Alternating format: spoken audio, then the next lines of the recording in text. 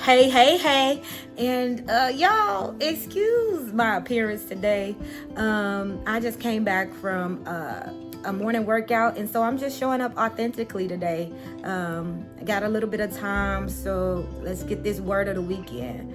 So I've been gone for about 2 weeks on a little sabbatical, and I am so excited to be back. I needed that rest, and I hope wherever you were during that break, you found some rest too. But we are back now, and we are coming back with something special. We are kicking off a brand new series, and this series is going to do some real internal work in us. This series is called Identity and Self-Discovery. Now, let me tell you a little bit about what to expect over the next few weeks. We are going to be peeling back some layers, y'all. We are going to be asking some hard questions like, who does God say you are versus who has the world told you that you are? Where did some of those beliefs you carry about yourself even come from? And are you living from a place of true identity, or are you living from labels, titles, and opinions that were never God's truth for your life to begin with? This is going to be a journey of unlearning some things and relearning who you really are. And I am genuinely looking forward to walking through this with you. So let's get into today's word for today. Today's word, it comes from Psalms 139:14. Excuse me, y'all. Something in my eye. Okay, and it says, I praise you because I am fearfully and wonderfully made. Your works are wonderful, and I know that full well. Okay? King David wrote this, y'all. And he wrote this as an expression of his own admiration toward God, admiring how intentionally and carefully God crafted him. This was not a vague compliment that David was given. David was in awe of the detail God put into his creation. Okay, now let's go ahead and break down a couple of these words, because I think that many times we read past them so quickly sometimes, and we don't really get a full understanding. So let's look at the word. The first word I want to look at is fearfully. And fearfully in this verse does not mean afraid, y'all. A lot of us hear that word and think of fear like being scared, but that's not what David is saying here. Fearfully in this context means reverence and awe. It is the kind of fear that makes you stop and go, wow, oh my goodness, look at the detail, look at the intention. That is the fear David is talking about. And then the other word is wonderfully. And that word signifies uniqueness, not just beauty in a general sense, but specifically and intentionally unique, one of a kind. So when David says he is fearfully and wonderfully made, he is saying, God crafted me with intentional, awe-inspiring uniqueness. There is no error in my design. There is no accident in who I am. So, here's my question for you today. This is what the scripture says about us, right? But do you believe it? Because here's the thing, y'all. A lot of us know this verse. We have seen it on mugs and different things like t-shirts and maybe even Pinterest boards, right? We can quote it, but knowing a scripture and believing what it says are two very different things.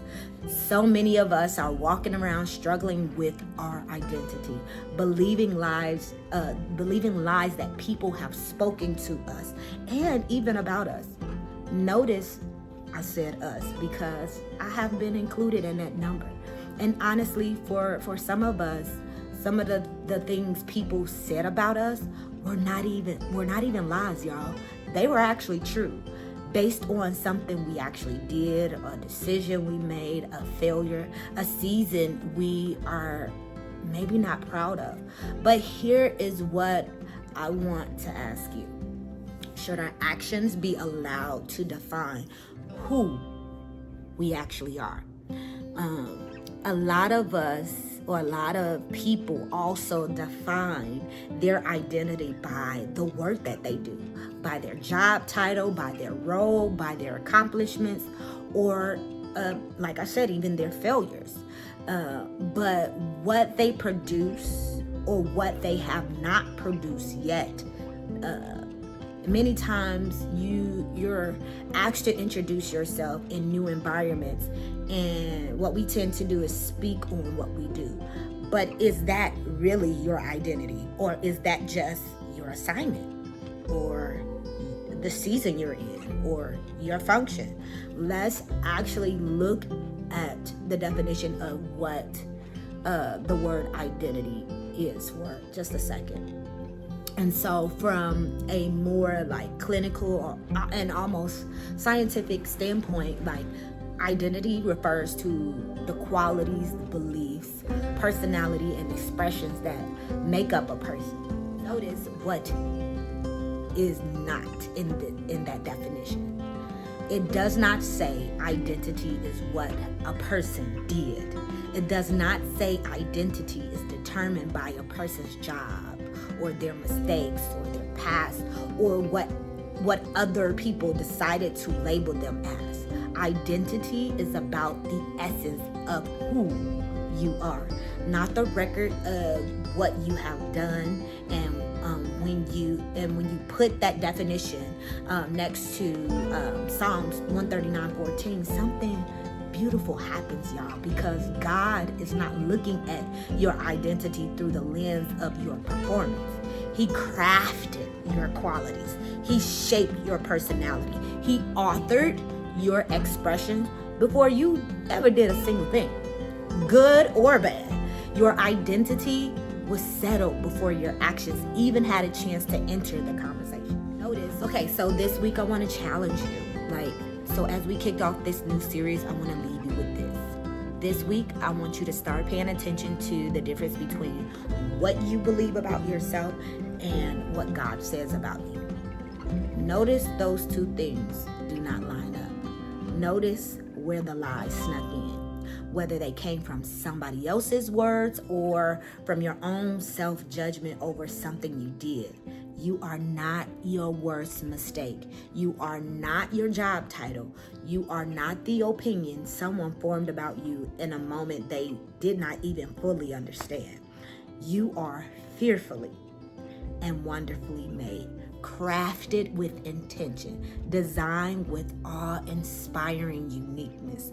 The only question left is, are you going to believe it? This is just the beginning, y'all.